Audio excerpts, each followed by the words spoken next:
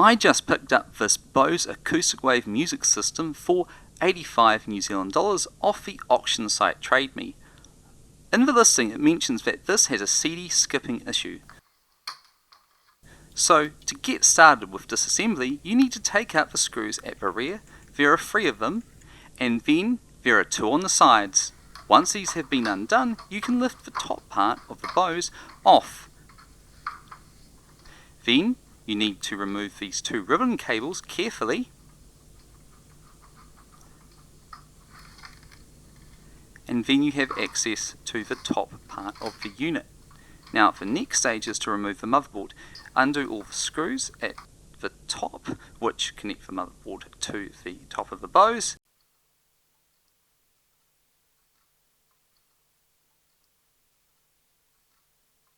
Now you need to remove the 2 metal clips that secure the circuit board to the top of the Bose, and then the circuit board is free. Now I'm going to reattach it to the rest of the Bose Acoustic Wave Music System to test the CD issues that were reported. So you need to connect the 2 ribbon cables again and also plug in the power to the unit. I've put a CD on it and I'm holding down the lid sensor so that it thinks the lid's closed and it'll play the CD, and as you can see it's read the contents of the disc but it refuses to actually play the disc, which means that there is a tracking issue. Loosen the CD mechanism, it's not held in by any screws, and then you need to remove these 2 clips. Once you've done that, undo the 2 screws that hold the piece of black plastic on, and then you can get access to the mechanism.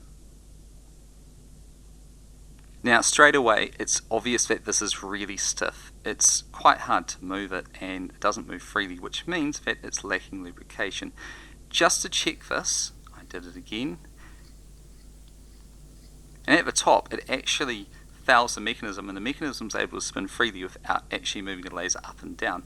So I'm removing this small piece of plastic here, and with that removed it means that the CD laser guide can move more freely. I'm spraying it with a bit of lubricant and straight away you can see it's a little bit stiff, and now it's starting to move a lot more easily. So I think that was a problem that was stopping the CD mechanism from working properly.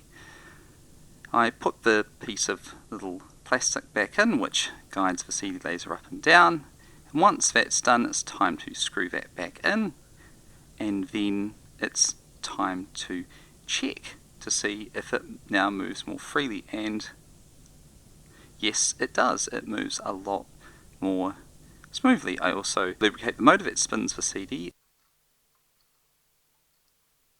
Now I'm just going to reattach the piece of black trim plastic, and then I will screw it back in place.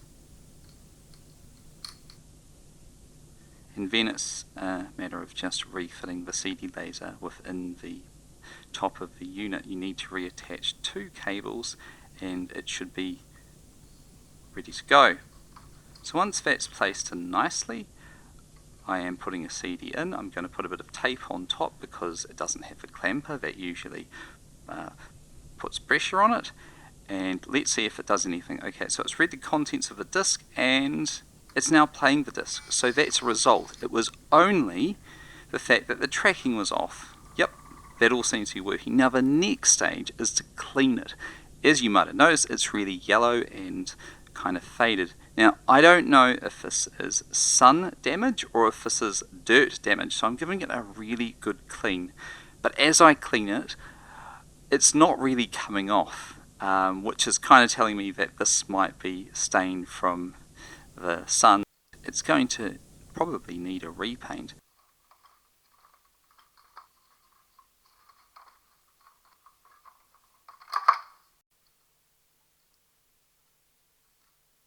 To remove the transformer, you remove the screws, then remove these cables, and then pull the wiring loom out of the Bose acoustic bypass module. You also need to remove a small piece of plastic here, as that is the infrared sensor, and it's clear and we don't want to be painting that. So the next stage is to fill up a sink and clean everything. It's really grimy. This has had almost 30 years of use, so it's well and truly in need of a decent scrub down.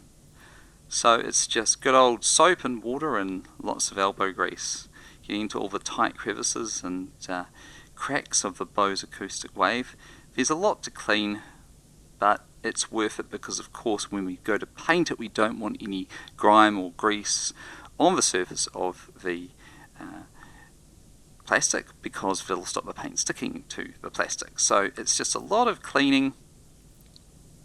Don't forget to scrub those speaker grills. I thought that the dirt on the speaker grills could be cleaned off, but they're pretty much baked on there. So once I've given it a really good clean and scrubbed everything as good as I possibly can, the next stage will be to mask it for paint.